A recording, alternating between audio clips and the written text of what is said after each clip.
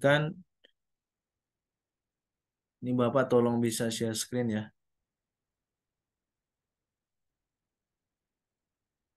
Ya silakan ya kalau misalnya ada yang mau bertanya langsung silakan. Sembari Bapak menjelaskan kayak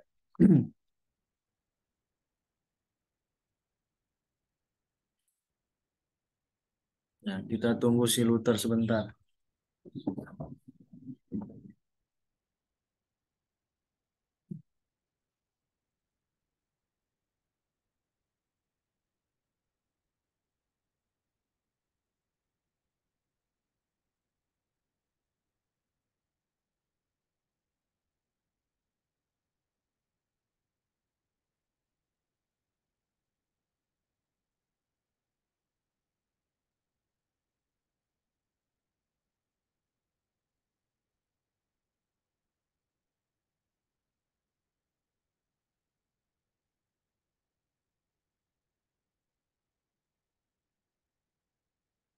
Oke, kita lanjut ya.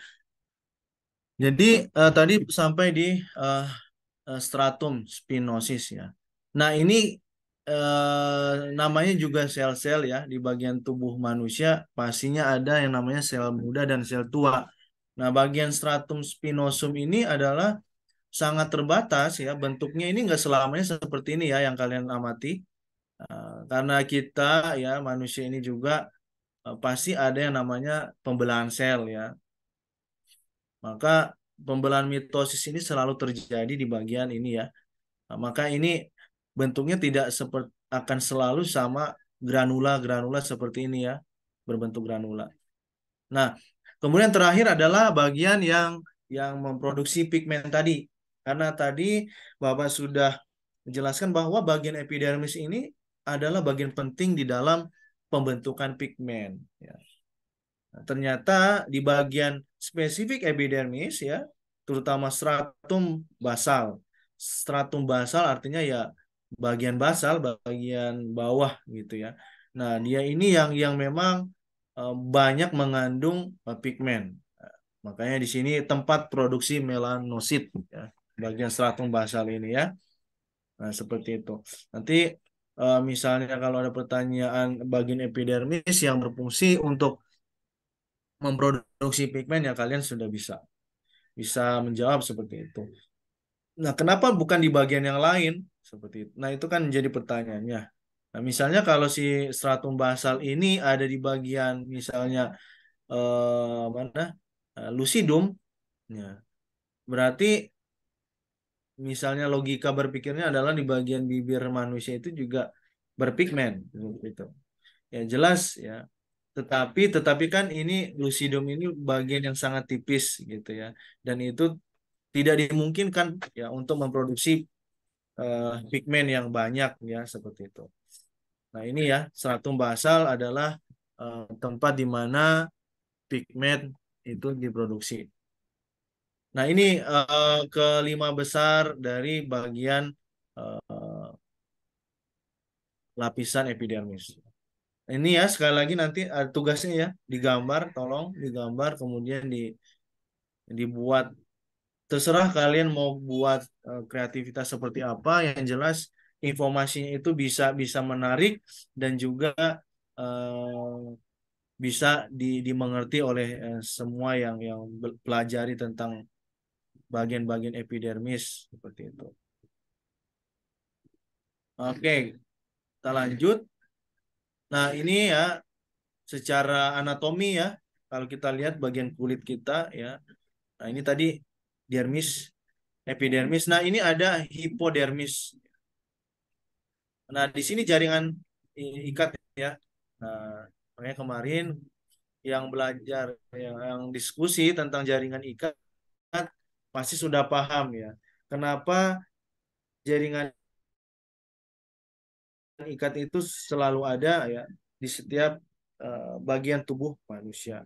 Makanya Bapak pesan ya, tolong di share ya apa namanya materi tugas kemarin agar teman-teman yang lain bisa bisa mempelajari.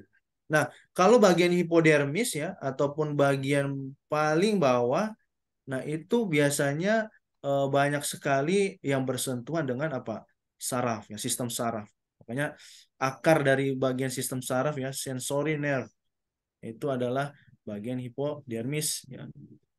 Makanya kalau misalnya Pak, saya kok kalau misalnya kulit itu terdapat luka ataupun terkena sentuhan tidak peka ya. Nah, berarti ada yang terganggu di sininya sensori ya ataupun sistem sarafnya seperti itu.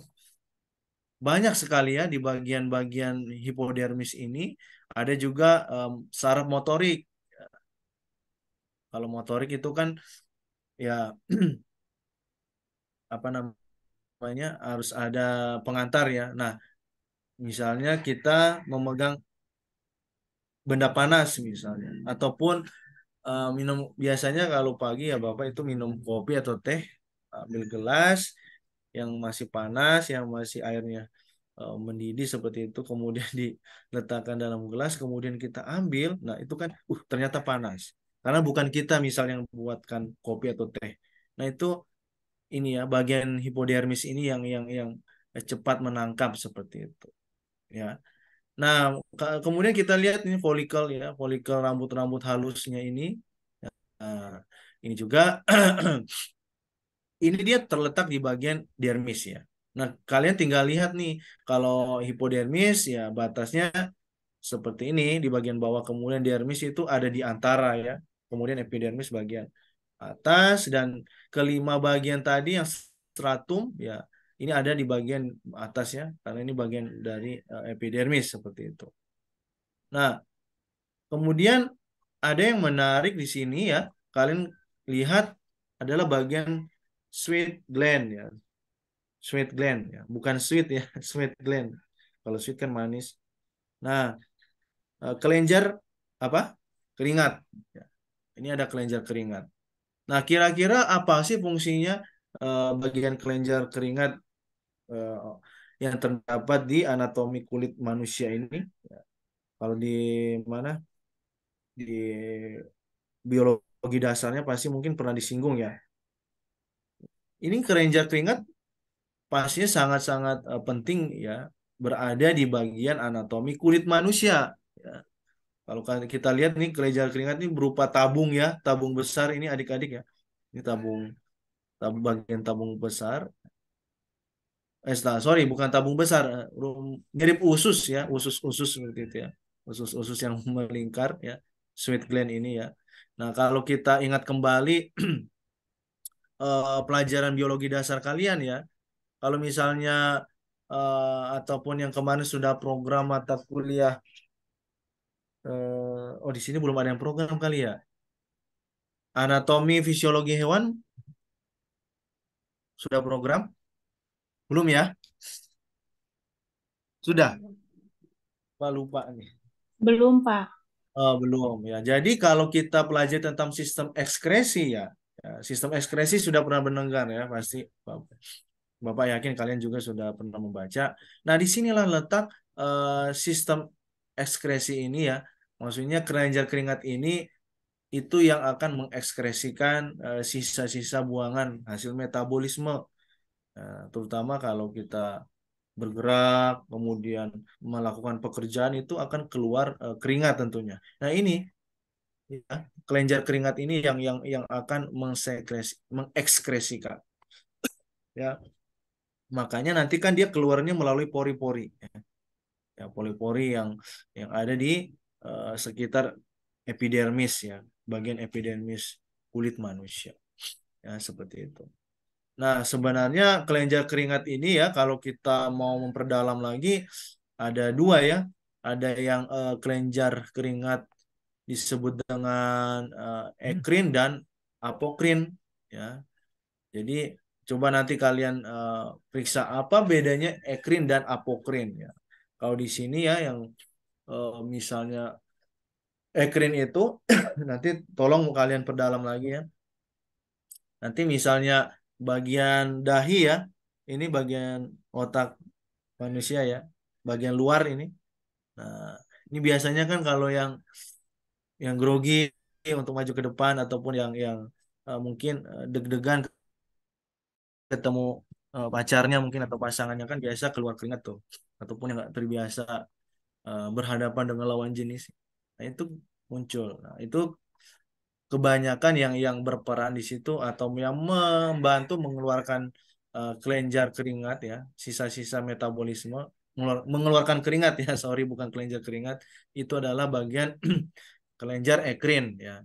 Makanya kelenjar ekrin ini biasanya ada di bagian dahi ya, kemudian ada di bagian punggung, perut, yang berolahraga, yang biasa nge-gym ya, Luther mungkin ya. Luther biasa nge-gym Luther. Luthernya mana nih? eh ini sih Pak, apa, futsal, boxing. Oh boxing. Ya nanti kalau yang mau dijaga kemana-mana hubungi Luther berarti. Kamu jago boxing ya, Luther ya? Nggak sejago Amel sama Nadila Pak. Oh rupanya Nadila ini jago ini ya. Karate Pak, iya Pak. Oh Atlet iya, dia Pak. atlet. Oke, bagus. Ya anak biologi harus punya skill selain belajar kulit ya, selain belajar anatomi fisiologi. Oke, kalau misalnya atlet siapa? Nadila ya. Mana Nadilanya? Tes dulu lah. Nadila ini benar-benar atlet atau gimana?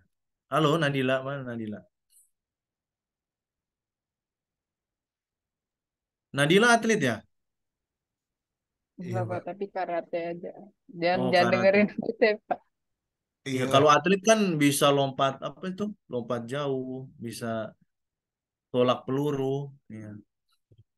Nah, Jadi berhubungan dengan biasanya atlet tadi ya, misalnya kalau kalian ya yang berolahraga ataupun bukan hanya atlet sih ya, semua orang yang melakukan aktivitas pasti ada keringat yang keluar ya. Nah, itu kalau misalnya keringatnya banyak di bagian apa namanya dahi, kalau dahi tadi biar nggak beraktivitas kadang muncul sendiri ya. Nah, itu karena apa? Situasi oksigen di dalam tubuh manusia itu tidak stabil ataupun dalam keadaan yang eh, tingkat PD-nya mungkin sedang terguncang. Ya, tadi makanya Bapak bilang kalau yang ketemu dosen mungkin ya yang sedikit ya menegangkan pasti kalian juga berkeringat. Kalau ada yang pengalaman seperti itu ya. Kemudian perut ya misalnya yang mau bentuk perut segi segi berapa lah itu kalau nge-gym kalau atlet. Nah, itu juga biasanya kan banyak keluar keringat di situ ya. Nah, itu bagian kulit perut itu ya. Nah, itu kelenjar ekrin ya. Karena kita kan membahas tentang kelenjar keringat yang terbagi dua. Yang pertama kelenjar ekrin ya, berarti tadi sudah Bapak sebutkan ada di bagian mana saja dan kelenjar yang apokrin ya. Nah, kelenjar apokrin ini ya sangat-sangat berkaitan dengan folikel ya, folikel rambut ini. Jadi maksudnya berkaitan artinya keringat ya. Kita bisa lihat keringat juga di bagian pori-pori ataupun folikel rambut ya, bagian rambut ya maksudnya keluarnya melalui pori-pori yang ada di bawah rambut. Nah, itu apokrin ya, yang biasanya apa namanya berperan ya, kelenjar apokrinnya. Nah, kemudian di bagian yang tersembunyi, bagian tersembunyi. Kalau pakai kalau pakai pakaian itu disebut bagian tersembunyi ya. Tapi kalau kalian sendiri ataupun sedang bersih-bersih ya itu bukan bagian tersembunyi lagi ya. Ketiak itu ya. Nah, itu juga banyak keringat. Nah, itu penyebab ataupun yang membantu mengeluarkan itu adalah bagian apokrin ya, kelenjar apokrin ya. Dan juga kadang itu di kelenjar kelopak mata, bukan kelenjar ya, kelopak mata. Nah, siapa yang biasa kalau apa namanya, Bapak sih nggak pernah ya di kelopak mata itu. Bapak kurang tahu di antara kalian ada yang pernah mengeluarkan keringat di kelopak matanya. Nah, itu adalah kelenjar apokrin ya, bagian dari kelenjar keringat yang berperan di situ ya. Kemudian juga ya lubang hidung kadang-kadang ke telinga, kemudian bagian sensitif ya kelamin ya. Nah, itu juga kadang ada keringat. Nah, itu semua yang berperan ada apokrin. Nah, ini ya bahwa kita perlu pahami ya bagian kulit manusia ini bukan hanya bagian tangan, tapi seluruh tubuh kita itu diselimuti ya oleh bagian kulit. Dan ternyata kelenjar yang di dalamnya pun yang berperan berbeda-beda. Nah, ini berhubungan dengan dengan fungsi dan letaknya ya gitu. Oke, kalau begitu tugasnya ditambah lagi ya. Ini gambar aja kok ya. Tolong dibuat anatomi ini secara keseluruhan ya. Tadi kan sudah ada epidermis. Ya kurang lebih seperti ini deh buatnya ya. Digambar tangan kemudian dideskripsikan di bagian samping, di bagian mana aja deh. Terserah kalian mau buat poster, mau buat dalam bentuk narasi pendek, terserah kalian. Yang penting informasinya itu eh, bisa bisa dipahami gitu ya. Ini per individu ya. Dan tolong terletak di organ mana saja ya. Misalnya kulit ini ya, kulit ada di mana saja ya. Kemudian tadi kan Bapak sudah nyinggung ya, kelenjar keringat yang sangat berperan penting ada epikrin dan apokrin ya, itu di mana saja. Itu tolong dibuat ya. Nah, itu ini mengenai kulit manusia. Ternyata ya, kalau kita bayangkan dengan sedemikian rupa kulit kita ini ya, padahal bagian yang sangat-sangat sederhana kalau kita lihat, tetapi kinerjanya ataupun aktivitas di dalamnya itu melibatkan berbagai macam bagian yang penting ya. Terutama apa tadi ya, kita sudah pelajari epidermis, dermis, dan hipodermis. Seperti itu. Nah, kemudian kalau kita lebih dalam lagi adik-adik ya, nah ini ada bagian rambut. Nah ini bagian epidermis. Ya, kalau kita perbesar lagi. Nah ini kira-kira apa ini yang bentuk anggur ini apa? Ada yang tahu nggak? Ini bentuk anggur ini apa sih? Nih, sebaceous gland. Kira-kira kelenjar apa itu?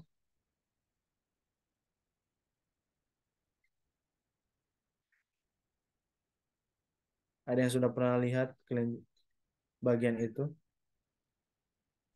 Kelenjar minyak, Pak. Ya, Kelenjar minyak. iya. Kelenjar. Ya tadi sama ya, masih sama ya. Nih, eh, kelenjar apa tadi? Ardel? Mana Ardel ya? Kelenjar minyak. Iya, kelenjar minyak. Ada yang lain atau sama? Kelenjar apa? Itu kira-kira yang bentuk apa ini?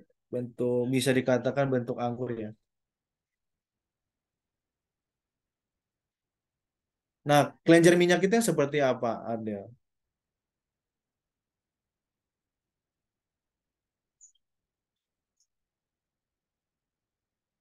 Halo, Ardel? Kelenjar minyak. Kelenjar, kelenjar minyak itu atau sebaceous glands itu adalah kelenjar mikroskopik yang berada tepat di bawah kulit. Iya, dia ada di bawah kulit ya. Nah, apa namanya? Biasanya kalau ada yang terluka ya akibat benda tajam ataupun apa namanya tersentuh oleh benda-benda bukan tumpul, maksudnya yang membuat memar. Nah, ini yang akan bereaksi ya, bagian kelenjar minyak ini ya. Karena kan biasanya kulit kita memerah ya. Kalau kalau misalnya kena cubitan aja kan memerah ya. Ya, siapa di sini kalau dicubit nggak merah kulitnya? Atau mau dicoba kali ya? Ini ada yang sama-sama nggak? Ada yang lagi sama-sama nggak? Coba deh Kalau yang dicubit. misalnya kulitnya hitam gimana, Pak? Apa kelihatan merahnya, Pak? Nah, ini kan yang menarik ya. Kira-kira bagaimana ya? Ya, jangan Bapak yang menjawab. Coba kita diskusi. Luther ada pertanyaan nih ya, teman-teman ya. Katanya kalau yang kulitnya hitam, ya black man lah, atau woman. Itu bagaimana? Kalau dicubit, kira-kira warnanya apa ya? Kalau dicubit, berwarna nggak? Atau apa yang bereaksi kulit kulit manusia itu bagaimana kalau yang kulitnya hitam? Ada yang mau berargumen tidak? Coba kita telaah dulu.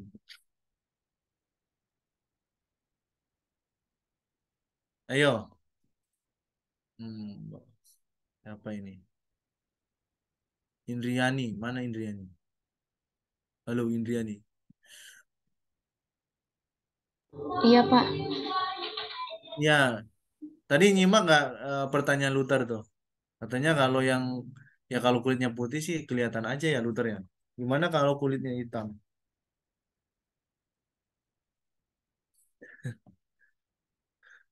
Apa keranjang keringatnya nggak ada ya Luther ya, gitu ya maksudnya ya.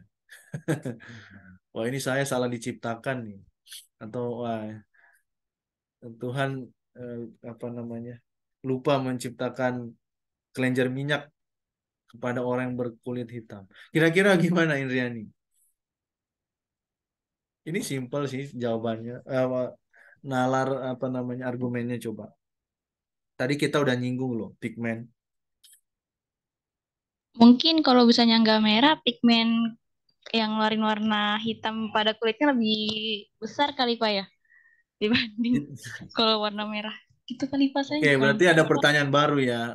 Mana siapa ya? Bapak mau nanya lagi. Eh, mana si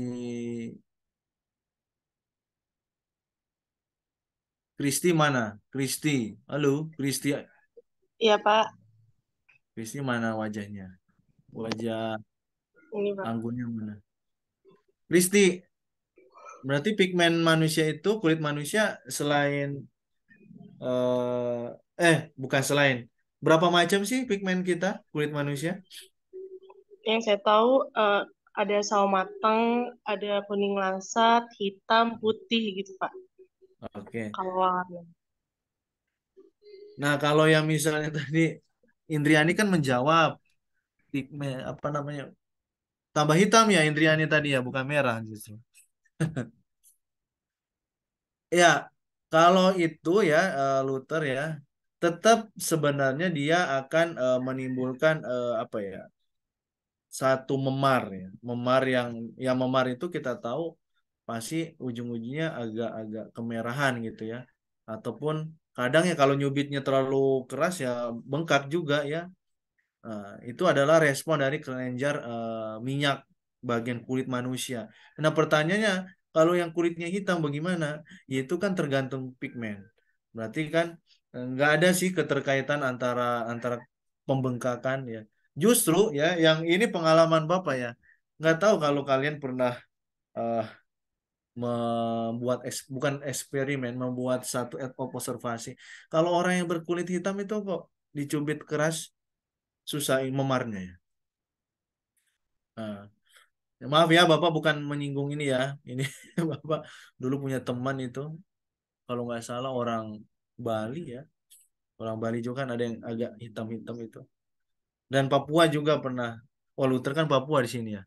Nah itu kok nggak memar ya. Nah orang yang berkulit putih justru gampang gitu, gampang memar gitu. Artinya apa? Artinya kelenjar minyaknya baik yang kulit hitam ataupun putih ini sebenarnya sama ya jenis ataupun posisi dan tugasnya hanya mungkin ya terkait dengan pigmen tadi ya pigmen ya komposisi pigmen karena kan orang yang berkulit hitam dan putih ataupun sawo matang itu komposisi pigmennya jelas berbeda seperti itu. Nah tadi ya sampai kemana? Iya kelenjar minyak kalau kita lihat ini ya kelenjar minyak. Nah, ini kalau misalnya terjadi infeksi ataupun satu respon yang yang yang yang menyebabkan dia mengalami apa gangguan gitu ya. Entah itu tadi yang sederhana cubitan ataupun pukulan ya. Nah, makanya kalau orang yang ditinju-tinju itu biasa yang apa namanya kalau yang kalian nonton ya boxing itu ataupun silat-silat itu kan ada orang yang dipukul itu kok dipukul berkali-kali nggak kelihatan ininya ya. Nah itu berhubungan dengan kelenjar minyak yang terkandung di bagian kulit tersebut. Bisa saja ya kelenjar minyaknya itu ya memang memang memang masih berfungsi dengan baik ataupun berhubungan juga apa namanya karena ini kan sangat-sangat sistem peredaran darah manusia.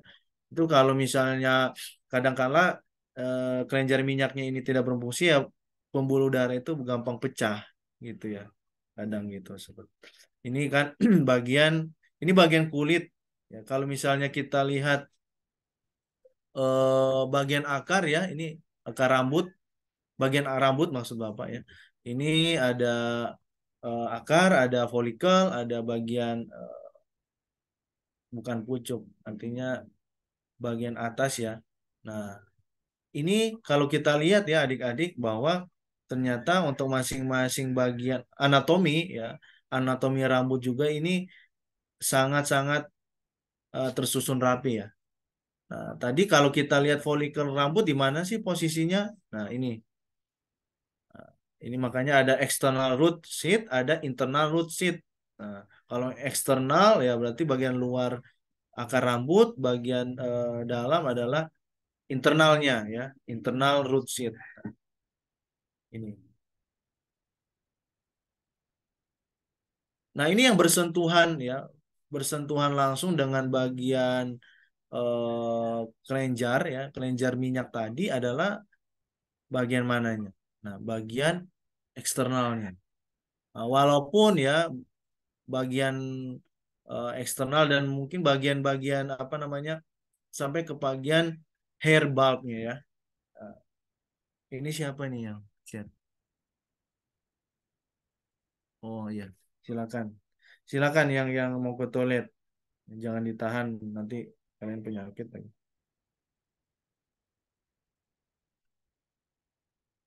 Ya. Ini kalau kita apa namanya? Lihat ya yang hair bulbnya sampai ke dermal papilla. Ya, artinya ini yang apa namanya ya? Cikal bakal rambut yang keluar dari pori-pori seperti itu ya. Nah, ini kan menembus bagian-bagian dermis sampai kepada epidermis ya.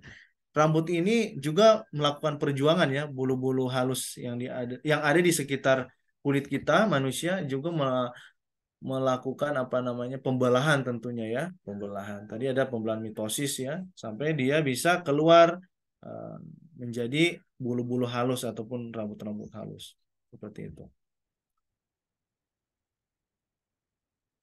Nah, ini nanti kalau kita di laboratorium ya, kemungkinannya ya kita praktik nanti bulan 4 ya. Bapak sudah di sana kita akan lihat kalau ada di lab kita mengamati bagian-bagian kelenjar yang terlibat di dalam kulit ya. Nah, ini tadi yang sudah Bapak jelaskan ya, ada apa namanya ini? Ekrin, ada apokrin. Sorry. Ya. Ekrin, apokrin ya. Nah, kita lihat posisi apokrin di mana? Posisi ekrin di mana? Nah, tadi kan kita sudah bisa membedakan ya. Kalau yang di dahi kemudian di kelopak mata, nah itu apa? Nah, ini berbeda-beda adik-adik ya. Nah, kalau misalnya yang bersentuhan langsung dengan bulu bulu halus ini apokrin ya. Ini kita bisa lihat ini yang lingkar-lingkar ini yang menyerupai usus ya. Dia memang langsung berhubungan dengan bagian bulu-bulu halus. Sementara yang ekrin ya ini bagian pori, bagian pori. Pertanyaannya pori yang di mana? Ya tentunya bagian pori yang di sekitar kulit. Ya. Karena yang mengeluarkan sisa-sisa metabolisme dalam bentuk keringat itu bisa keluar melalui pori, bisa keluar melalui ini bagian pori yang ditumbuhi rambut. Pertanyaan Bapak, siapa yang di sini bagian kulitnya semua punya rambut? Maksudnya semua ada rambut gitu, nggak ada jarak rambut rambut halus ini nggak ada jarak. Setiap sekian milimeter ada rambut. Ada nggak yang gitu kulitnya? Ya mirip-mirip ini kali ya. Mirip-mirip apa namanya nenek moyang kita katanya. Si Indriani ketawa. Kenapa Indri? Iya, coba kalian sekarang Bapak berikan tugas mandiri ya, 2 menit aja. Coba tolong perhatikan dulu bulu-bulu yang ada di sekitar kulit tangan kalian. Ada nggak yang jaraknya itu kok mepet banget, Pak? Kok ini mepet banget ya punya saya gitu. Ada nggak yang 0,000 sekian milimeter jaraknya? Ada? Sekarang gini deh, ada yang punya misal nggak di sekitar kalian? Coba ukur ataupun diperkirain aja. Kira-kira ada berapa senti ya jarak satu bulu ke bulu yang lainnya? Ya, Luther. Berapa Luther? Kira-kira berapa ya jarak antara bulu satu yang dengan bulu yang lainnya? Kalau Bapak, kalau Bapak masih jarang-jarang ininya jaraknya. Saya kurang tahu Pak, bisa saya juga berbulu Pak. Kenapa? Saya kurang tahu Pak, bisa saya juga berbulu Pak. Iya, pasti berbulu. Maksudnya jarang nggak Luther ataupun berdekatan. Nah, kalau yang belum pernah memperhatikan bulu-bulunya ya di bagian kulit tangan, ini baru kulit tangan ya. Yang lainnya juga perlu nantilah kalian lihat sendiri. Nah, itu kan artinya ada kerja kelenjar ya, kelenjar minyak tadi ya, ada yang ekrin dan apokrin yang tentunya mereka ini adalah secara secara anatomi. Kalau misalnya kita lihat ini kan jelas ya bentuknya melingkar nih, meliuk-liuk ya seperti apa usus ya. Nah, kalau misalnya hasil metabolisme berupa keringat itu yang keluarnya bersama rambut ya sudah dipastikan itu yang bekerja adalah bagian kelenjar minyak apokrin seperti itu ya.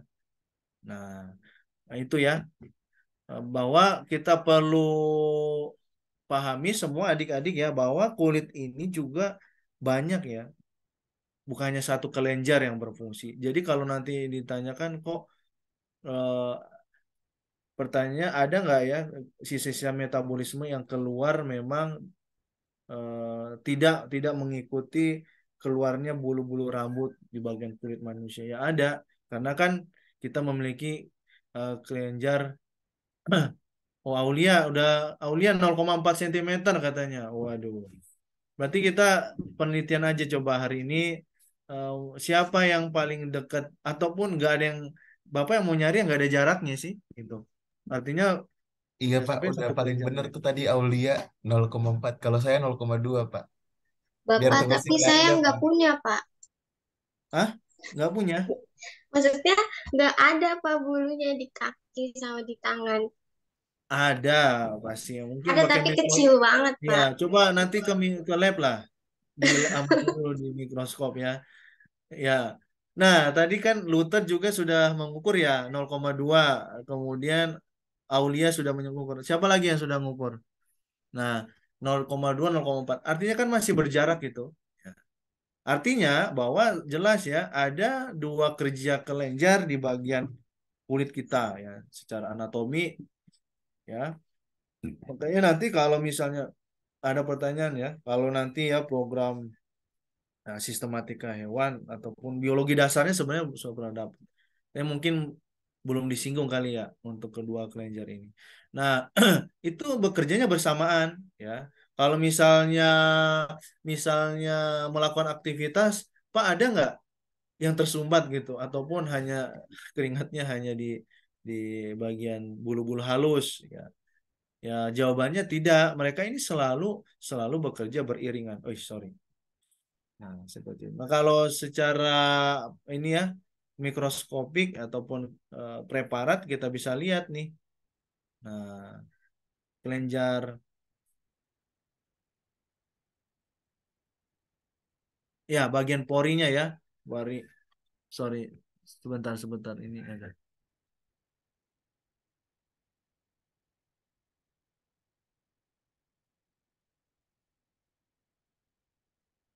Ya, bagian pori keringat ya. Sebelah kanan ini gambar sebelah kanan yang preparat sayatan ya.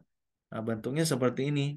Jadi pori-pori keringat manusia itu ya tidak hanya berbentuk lubang kecil seperti itu ya, tapi mereka ini eh, ada apa namanya ya, bentuk gumpalan. Nah, dan itu juga ini kalian bisa lihat tanda panahnya ini. Nah, ini sampai ke bawah di mana sumber dari sisa-sisa metabolisme. Makanya keringat manusia itu kan hasil ekskresi ya, hasil buangan atau sisa-sisa yang tidak diperlukan oleh tubuh. Maka dikeluarkan bersama apa namanya, pori-pori tadi ya, mau pori-pori yang ya semua bagian kulit kita ini berpori ya. Hanya saja ada pori yang memang ditumbuhi rambut, ada pori yang ya tidak ditumbuhi rambut.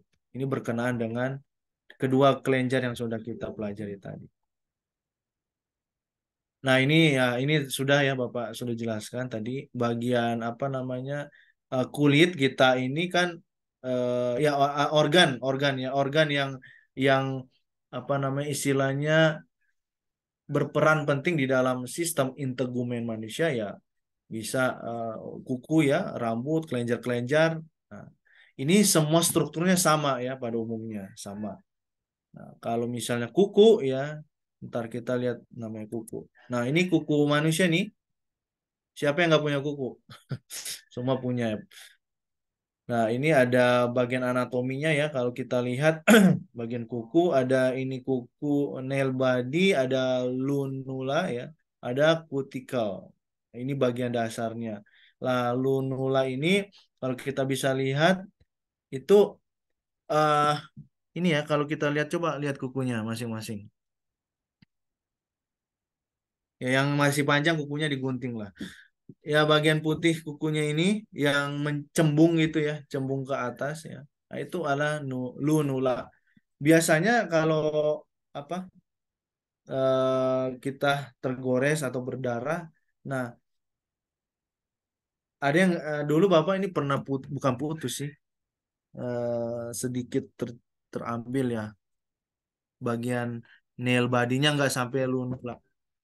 Itu juga apa namanya ya, reaksi dari kulit kita ya, reaksi kulit kita adalah mengeluarkan tentunya darah. Nah, darah ini tadi kan Bapak sudah bilang fungsi dari apa, kelenjar minyak juga tadi ya. Nah, kalau kita lihat di pangkal ini lunula ini posisinya ada di pangkal di pangkal kuku manusia ya. Nah, kalau misalnya apa, kuku manusia ini pertumbuhannya terhambat, berarti lunulanya ini yang sedikit apa namanya, pembelahannya itu ataupun peremajaannya terhambat, karena lunula ini bagian yang memang bukan tepat, bagian yang akan ditumbuh bagian kuku yang baru ya. Kalau kita potong kuku kan ya biasa pasti seminggu 2 minggu akan tumbuh lagi lah. Ini karena lunula ini sebagai tempat awal ya, cikal bakal. Ini sebenarnya adalah kuku saya nanti